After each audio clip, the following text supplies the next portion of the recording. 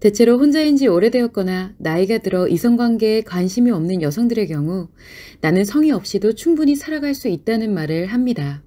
물론 남자든 여자든 성의 없이 살아가는 것은 가능합니다. 다만 어떠한 인간관계도 없이 혼자서 살아가는 경우에만 가능합니다.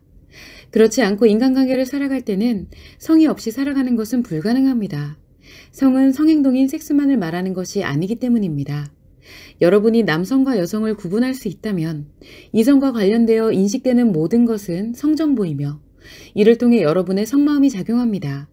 즉 성정보를 성인식하고 성기억하고 성표현하는 모든 것이 전부 성이자 성마음의 작용입니다. 그래서 사실상 여러분에게는 항상 성이 존재합니다. 다만 혼자 살아갈 경우에는 자신이 남성인지 여성인지조차 중요하지 않고 상대라는 개념이 존재하지 않기 때문에 성의 없이 살아갈 수 있습니다. 그래서 여러분이 말하는 성의 없이도 살아갈 수 있다는 말은 성행동인 섹스가 없이도 살아갈 수 있다는 말입니다. 그런데 섹스가 있든 없든 여러분에게는 성마음이 늘 작용하고 성에너지를 생성합니다. 이때 섹스가 필요 없는 이유에 따라 여러분의 성에너지는 플러스 성에너지로 작용하거나 마이너스 성에너지로 작용합니다. 스트레스나 상처로 인해 성에 관심이 없어진 경우에는 마이너스 성에너지가 생성됩니다.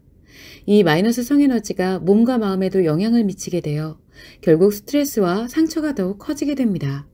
그러면 섹스에는 관심이 없지만 사랑과 관심에 자신도 모르게 빠져들게 되면서 외로움, 답답함, 힘든 일들이 많이 발생하게 됩니다.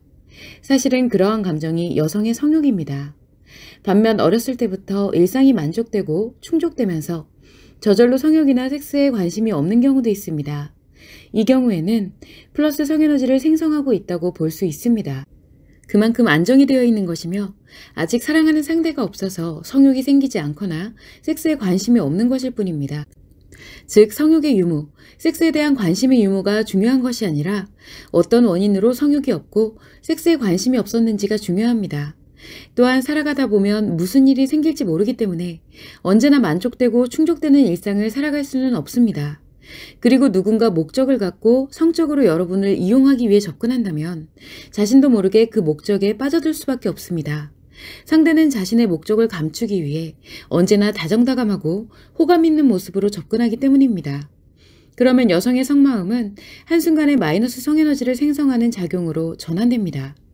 따라서 여성이라면 누구나 성의 정확한 원리를 알고 자신을 보호하며 성행동인 섹스가 없이도 언제나 플러스 성에너지를 생성할 수 있는 성습관을 만들어야 합니다.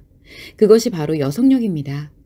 여성력이 있는 여성은 섹스가 없이도 스스로 플러스 성에너지를 생성하면서 행복하게 살아갈 수 있고 섹스가 있다면 그 역시 강력한 플러스 성에너지로 활용하면서 자신의 삶의 모든 에너지를 강화하고 이를 통해 최고의 매력을 갖는 여성으로 변화하게 됩니다.